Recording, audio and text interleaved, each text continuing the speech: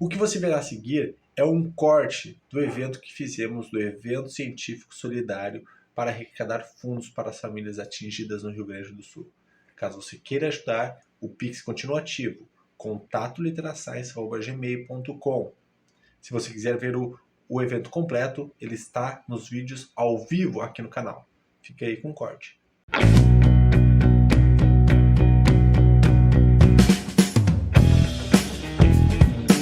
Bom, dando continuidade aí, a gente estava falando dessas propriedades mecânicas, e a gente tem que lembrar que a gente consegue medir essas propriedades mecânicas basicamente, né, eu estou tentando ser o mais didático possível aqui, pessoal, por uma relação entre duas variáveis, que é a carga aplicada e o quanto que esse tecido se deforma.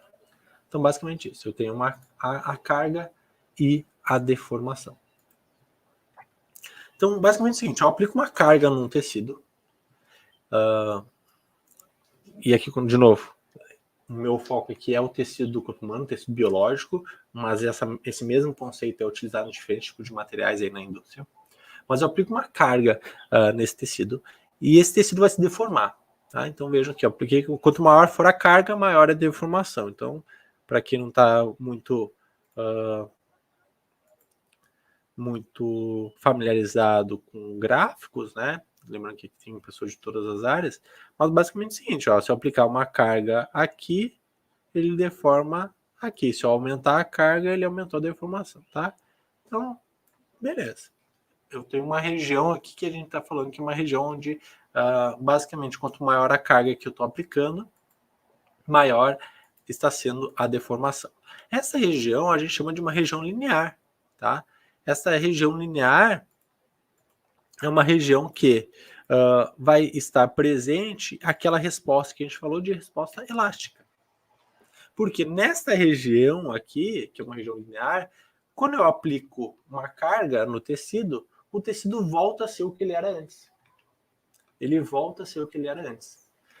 E, obviamente, aqui o gráfico está bem desenhadinho, bem bonito, né, com uma região elástica, linear, bem grande, né? E não, isso vai mudar de tecido para tecido, tá? E, fisiologicamente, aí, se vocês estão só caminhando, por exemplo, ou até digitando, ou parados agora, qual é a carga que o tecido está? Qual é a propriedade mecânica do tecido? É isso aqui, ó, aqui no início, ó.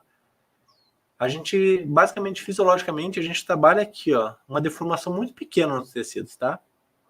Então, a gente, por isso que é muito seguro, né? Dificilmente tu vai caminhar e vai romper numa situação uma situação saudável, né? Porque tu vai estar trabalhando aqui, ó, nessa região aqui, que é uma região muito no início da curva, que a gente chama inclusive de tool region. Uma região que a gente não tem muita modificação aí na estrutura dos tecidos, tá?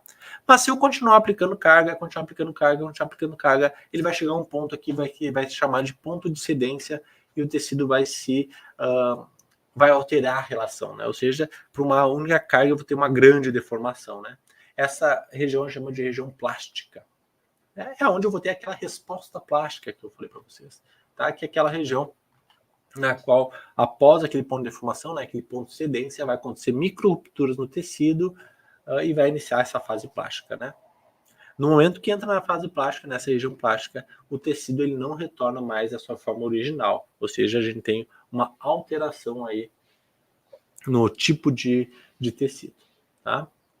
Desculpa, não é no tipo de tecido, mas na característica do tecido, naquela deformação dele. Ele não volta a ser o que ele era antes, no sentido de característica estrutural dele, tá?